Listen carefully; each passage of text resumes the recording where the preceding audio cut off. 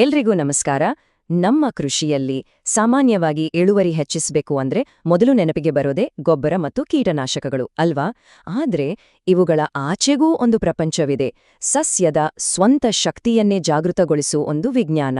ಅದೇ ಬಯೋಸ್ಟಿಮ್ಯುಲೆನ್ಸ್. ಇದು ಕೇವಲ ಒಂದು ಉತ್ಪನ್ನ ಅಲ್ಲ, ಬದಲಿಗೆ ಸಸ್ಯದೊಳಗಿನ ಜೈವಿಕ ಪ್ರಕ್ರಿಯೆಗಳನ್ನ ಉತ್ತೇಜಿಸುವ ಒಂದು ತಂತ್ರಜ್ಞಾನ. ಬನ್ನಿ ಇದರ ಹಿಂದಿರೋ ವಿಜ್ಞಾನವನ್ನ ಸರಳವಾಗಿ ಅರ್ಥ ಮಾಡ್ಕೊಳ್ಳೋಣ. ಹೌದು, ಗೊಬ್ಬರ ಅನ್ನೋದು ಸಸ್ಯಕ್ಕೆ ಆಹಾರ ಕೊಡುತ್ತೆ, ಸರಿ. ಕೀಟನಾಶಕ ರೋಗಗಳಿಂದ ರಕ್ಷಣೆ ನೀಡುತ್ತೆ, ಅದೂ ಸರಿ. ಆದ್ರೆ ಇವೆರಡನ್ನೂ ಮೀರಿದ ಒಂದು ಮೂರನೇ ವರ್ಗ ಇದೆ. ಅದು ನೇರವಾಗಿ ಸಸ್ಯದ ಕಾರ್ಯಕ್ಷಮತೆಯ ಮೇಲೆ, ಅಂದ್ರೆ ಅದರ ಪರ್ಫಾರ್ಮೆನ್ಸ್ ಮೇಲೆ ಕೆಲಸ ಮಾಡುತ್ತೆ. ಅದೇ ಈ ಬಯೋಸ್ಟಿಮ್ಯುಲೆನ್ಸ್. ಹಾಗಿದ್ರೆ ಇವೆರಡಕ್ಕೂ ಇರೋ ಮುಖ್ಯ ವ್ಯತ್ಯಾಸವಾದ್ರೂ ಏನು? ಹೀಗ್ ಯೋಚನೆ ಮಾಡೋಣ. ಗೊಬ್ಬರ ಅನ್ನೋದು ಸಸ್ಯಕ್ಕೆ ಊಟ ಬಡಿಸಿದ ಹಾಗೆ. ಆದ್ರೆ ಬಯೋಸ್ಟಿಮ್ಯುಲೆಂಟ್ ಒಬ್ಬ ನುರಿತ ಟ್ರೇನರ್ ಥರ. ಆ ಊಟವನ್ನ ಜೀರ್ಣಿಸ್ಕೊಂಡು ಅದರಿಂದ ಶಕ್ತಿಯನ್ನ ಹೇಗೆ ಪೂರ್ತಿಯಾಗಿ ಬಳಸ್ಕೊಳ್ಬೇಕು ಅಂತ ಗಿಡಕ್ಕೆ ಹೇಳ್ಕೊಡುತ್ತೆ. ಅಂದ್ರೆ ಕಡಿಮೆ ಗೊಬ್ಬರದಲ್ಲೇ ಗರಿಷ್ಠ ಫಲಿತಾಂಶ ಪಡೆಯೋಕೆ ದಾರಿ ಮಾಡ್ಕೊಡುತ್ತೆ. ಸರಿ, ಇದನ್ನ ವೈಜ್ಞಾನಿಕವಾಗಿ ಹೇಳಬೇಕು ಅಂದ್ರೆ ಬಯೋಸ್ಟಿಮ್ಯುಲೆಂಟ್ ಅಂದ್ರೆ ಏನು? ನೋಡಿ, ಇದು ಸಸ್ಯಕ್ಕೆ ನೇರವಾಗಿ ಪೋಷಕಾಂಶಗಳನ್ನ ಕೊಡೋದಿಲ್ಲ. ಬದಲಾಗಿ ಸಸ್ಯವು ಪೋಷಕಾಂಶಗಳನ್ನ ಹೀರಿಕೊಳ್ಳುವ ದಕ್ಷತೆಯನ್ನ ಹೆಚ್ಚಿಸುತ್ತೆ. ಬರಗಾಲ, ಅತಿಯಾದ ಶಾಖದಂತಹ ಒತ್ತಡಗಳನ್ನ ಸಹಿಸಿಕೊಳ್ಳುವ ಶಕ್ತಿಯನ್ನ ಕೊಡುತ್ತೆ. ಕೊನೆಗೆ ಬೆಳೆಯ ಗುಣಮಟ್ಟವನ್ನ ಸುಧಾರಿಸುತ್ತೆ. ಇದು ಒಂದು ರಾಸಾಯನಿಕ ಆಗಿರಬಹುದು ಅಥವಾ ಒಂದು ಸೂಕ್ಷ್ಮಜೀವಿಯೂ ಆಗಿರಬಹುದು. ಓಕೆ, ಹಾಗಾದ್ರೆ ಇವೆಲ್ಲ ಸಸ್ಯದೊಳಗೆ ಹೋಗಿ ಅಸಲಿಗೆ ಏನ್ ಕೆಲಸ ಮಾಡ್ತವೆ? ಈಗ ನಾವು ಸಸ್ಯದ ಆಂತರಿಕ ಜಗತ್ತಿಗೆ ಇಳಿದು ನೋಡೋಣ. ಈ ಉತ್ಪನ್ನಗಳು ಗಿಡದೊಳಗೆ ಅಡಗಿರುವ ಸುಪ್ತ ಸಾಮರ್ಥ್ಯವನ್ನ ಹೇಗ್ ಹೊರಗೆ ತರ್ತಾವೆ ಅನ್ನೋದನ್ನ ಅರ್ಥ ಮಾಡ್ಕೊಳ್ಳೋಣ. ಬಯೋಸ್ಟಿಮ್ಯುಲೆಂಟ್ಗಳು ಮುಖ್ಯವಾಗಿ 3 ಹಂತಗಳಲ್ಲಿ ಕೆಲಸ ಮಾಡುತ್ತವೆ. ಮೊದಲನೇದಾಗಿ ಸಸ್ಯದ ಅಡಿಪಾಯ ಅಂದ್ರೆ ಬೇರಿನ ವ್ಯವಸ್ಥೆಯನ್ನ ಬಲಪಡಿಸುತ್ತವೆ.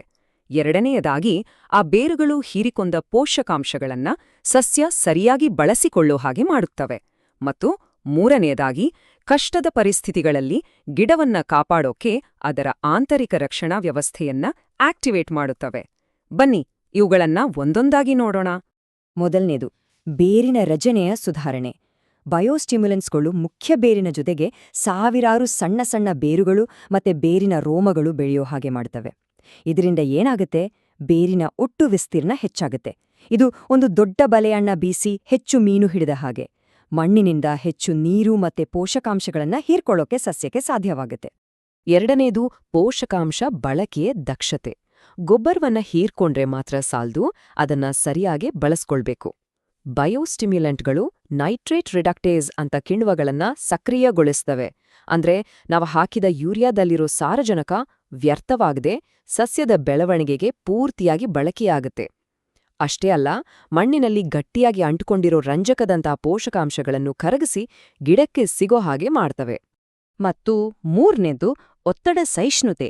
ಅಂದ್ರೆ ಅತಿಯಾದ ಬಿಸಿಲು, ನೀರಿನ ಕೊರತೆ ಅಥವಾ ಮಣ್ಣಲ್ಲಿ ಉಪ್ಪು ಜಾಸ್ತಿಯಾದಾಗ ಸಸ್ಯವನ್ನ ಕಾಪಾಡುವುದು. ಬಯೋಸ್ಟಿಮ್ಯುಲೆಂಟ್ಗಳು ಪ್ರೋಲೀನ್ ಅನ್ನೋ ಸಂಯುಕ್ತವನ್ನ ಉತ್ಪಾದನೆ ಮಾಡ್ತವೆ. ಇದು ಸಸ್ಯದ ಜೀವಕೋಶಗಳು ಒಣಗಿ ಹೋಗದಾಗೆ ನೋಡ್ಕೊಳ್ಳುತ್ತೆ. ಜೊತೆಗೆ ಸಸ್ಯದ ಆಂತರಿಕ ಇಮ್ಯೂನ್ ಸಿಸ್ಟಮ್ ಅನ್ನ ಬಲಪಡಿಸಿ ಕಷ್ಟದ ಸಮಯದಲ್ಲೂ ಗಿಡ ಹಸಿರಾಗಿರಲು ಸಹಾಯ ಮಾಡುತ್ತೆ.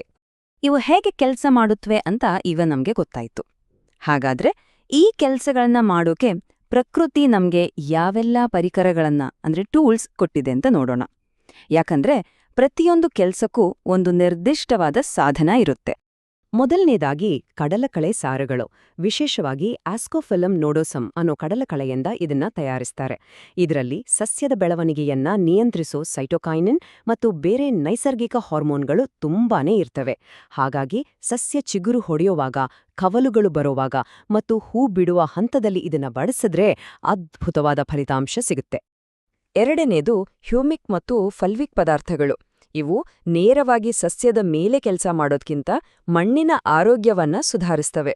ಇವು ಮಣ್ಣಿನ ಕೆಟಯಾನ್ ವಿನಿಮಯ ಸಾಮರ್ಥ್ಯ ಅಂದ್ರೆ ಸಿಇಸಿಯನ್ನ ಹೆಚ್ಚಿಸ್ತವೆ. ಸರಳವಾಗಿ ಹೇಳೋದಾದ್ರೆ ಇದು ಮಣ್ಣಲ್ಲಿರೋ ಪೋಷಕಾಂಶಗಳನ್ನ ಹಿಡಿದಿಟ್ಕೊಳ್ಳೋ ಒಂದು ಅಯಸ್ಕಾಂತದ ಥರ ಕೆಲಸ ಮಾಡುತ್ತೆ. ಮರಳು ಜಾಸ್ತಿ ಇರೋ ಮತ್ತು ಸಾವಯವ ಇಂಗಾಲ ಕಡಿಮೆ ಇರೋ ಮಣ್ಣಿಗೆ ಇದು ನಿಜಕ್ಕೂ ಒಂದು ವರದಾನ. ಮೂರನೇದು ಅಮೈನೋ ಆಮ್ಲಗಳು. ಇದನ್ನ ಸಸ್ಯದ ರೆಡಿಮೇಡ್ ಎನರ್ಜಿ ಡ್ರಿಂಕ್ ಅಂತಾನೆ ಕರಿಬಹುದು. ಒತ್ತಡದ ಸಮಯದಲ್ಲಿ ಸಸ್ಯವು ಪ್ರೋಟೀನ್ಗಳನ್ನ ತಯಾರಿಸೋಕೆ ಶಕ್ತಿಯನ್ನ ಖರ್ಚು ಮಾಡೋ ಬದಲು ಇವು ನೇರವಾಗಿ ಶಕ್ತಿಯನ್ನ ಕೊಡುತ್ತವೆ.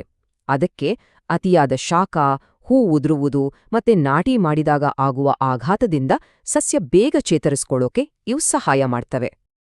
ಕೊನೆಯದಾಗಿ ಸೂಕ್ಷ್ಮಜೀವಿ ಬಯೋಸ್ಟಿಮ್ಯುಲೆಂಟ್ಗಳು. ಮೈಕೋರೈಸಲ್ ಶಿಲೀಂಧ್ರಗಳು ಮತ್ತು ಟ್ರೈಕೋಡರ್ಮಾದಂತಹ ಒಳ್ಳೆಯ ಬ್ಯಾಕ್ಟೀರಿಯಾಗಳು ಸಸ್ಯದ ಬೇರುಗಳ ಜೊತೆ ಒಂದು ಪಾರ್ಟ್ನರ್ಶಿಪ್ ಮಾಡ್ಕೊಳ್ತವೆ. ಇವು ಬೇರುಗಳ ಮುಂದುವರೆದ ಭಾಗದ ತರ ಕೆಲ್ಸ ಮಾಡಿ ಮಣ್ಣಲ್ಲೇ ಗಟ್ಟಿಯಾಗಿ ಅಂಟ್ಕೊಂಡಿರೋ ರಂಜಕದಂಥ ಖನಿಜಗಳನ್ನ ಕರಗಿಸಿ ಗಿಡಕ್ಕೆ ತಲುಪಿಸ್ತವೆ. ಇದೊಂದು ಅತ್ಯುತ್ತಮ ಸಹಜೀವನ. ಸರಿ, ಇಷ್ಟೆಲ್ಲ ಥಿಯರಿ ಆಯ್ತು. ಈಗ ಪ್ರಾಕ್ಟಿಕಲ್ ಆಗಿ ಯೋಚನಿಸೋಣ. ಗರಿಷ್ಠ ಫಲಿತಾಂಶ ಪಡಿಬೇಕು ಅಂದ್ರೆ ಈ ವಿಜ್ಞಾನವನ್ನ ನಮ್ಮ ಹೊಲದಲ್ಲಿ ಸರಿಯಾಗಿ ಅನ್ವಯಿಸೋದು ಹೇಗೆ? ನೋಡಿ, ಈ ಸ್ಲೈಡ್ ತುಂಬಾನೇ ಮುಖ್ಯವಾದದ್ದು. ಬೆಳೆಯ ಯಾವ ಹಂತದಲ್ಲಿ ಯಾವ ಬಯೋಸ್ಟಿಮ್ಯುಲೆಂಟ್ ಬಳಸಬೇಕು ಅನ್ನೋದು ಇಲ್ಲಿದೆ. ನರ್ಸರಿ ಹಂತದಲ್ಲಿ ಬೇರು ಚೆನ್ನಾಗಿ ಬರ್ಲಿಕ್ಕೆ ಹ್ಯೂಮಿಕ್ ಮತ್ತು ಸೂಕ್ಷ್ಮಜೀವಿಗಳು ಬೇಕು. ಸಸ್ಯ ಚಿಗುರುವ ಹಂತದಲ್ಲಿ ಕಡಲಕಳೆ ಸಾರ, ಹೂ ಬಿಡುವಾಗ ಹೂವು ಉದುರಬಾರದು ಅಂತ ಅಮೈನೋ ಆಮ್ಲಗಳು ಮತ್ತೆ ಕಡಲಕಳೆ ಸಾರ. ಹೀಗೆ ಹಂತ ಹಂತವಾಗಿ ಸರಿಯಾದದ್ದನ್ನ ಬಳಸುವುದು ವೈಜ್ಞಾನಿಕ ವಿಧಾನ. ಈಗ ಒಂದು ಪ್ರಾಮಾಣಿಕವಾದ ಚರ್ಚೆ ಮಾಡೋಣ. ಈ ಉತ್ಪನ್ನಗಳು ಯಾವಾಗ ಮತ್ತು ಯಾಕೆ ಕೆಲಸ ಮಾಡದೆ ಇರಬಹುದು? ಯಾಕಂದ್ರೆ ಪಾರದರ್ಶಕವಾಗಿ ಚರ್ಚೆ ಮಾಡಿದಾಗ ಮಾತ್ರ ನಂಬಿಕೆ ಬರುತ್ತೆ. ಇವು ವೈಜ್ಞಾನಿಕ ಸಾಧನಗಳು, ಮಾಂತ್ರಿಕ ದ್ರಾವಣಗಳಲ್ಲ. ಹೌದು, ಇದನ್ನ ಒಪ್ಪಿಕೊಳ್ಳೇಬೇಕು. ಈ ಉತ್ಪನ್ನಗಳು ಬಳಸಿದ ಪ್ರತಿ ಬಾರಿಯೂ ಖಚಿತವಾಗಿ ಫಲಿತಾಂಶ ಕೊಡ್ತವೆ ಅಂತ ಹೇಳೋಕ್ಕಾಗಲ್ಲ.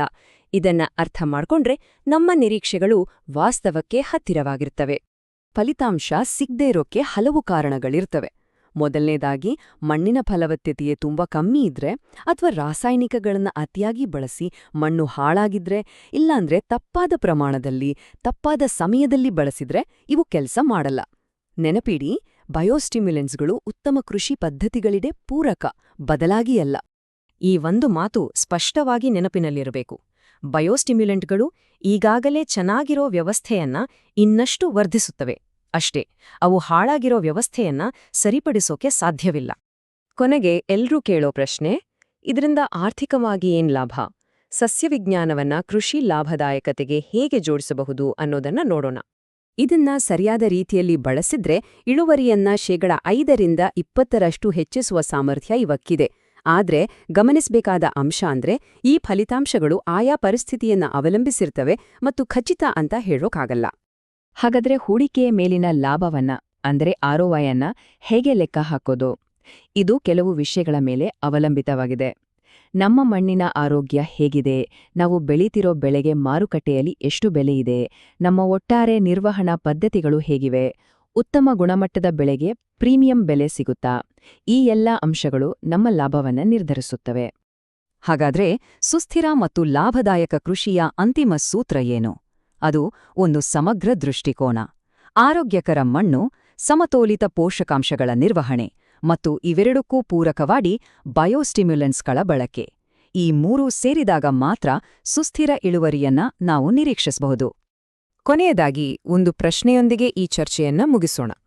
ಕೃಷಿಯ ಭವಿಷ್ಯ ಹೆಚ್ಚು ಸುಸ್ಥಿರ ಮತ್ತು ಲಾಭದಾಯಕವಾಗಿರಬೇಕು ಅಂದ್ರೆ ನಮ್ಮ ಬೆಳೆಗಳ ಸಂಪೂರ್ಣ ಆನುವಂಶಿಕ ಸಾಮರ್ಥ್ಯವನ್ನ ಹೊರತರಲು ಈ ಬಯೋಸ್ಟಿಮ್ಯುಲೆಂಟ್ಸ್ಗಳು ಒಂದು ಪ್ರಮುಖ ಸಾಧನವಾಗಬಹುದಾ? ಇದರ ಬಗ್ಗೆ ಯೋಚಿಸಿ. ಮುಂದಿನ ವಿಶ್ಲೇಷಣೆಯಲ್ಲಿ ಮತ್ತೆ ಭೇಟಿಯಾಗೋಣ. ಧನ್ಯವಾದಗಳು.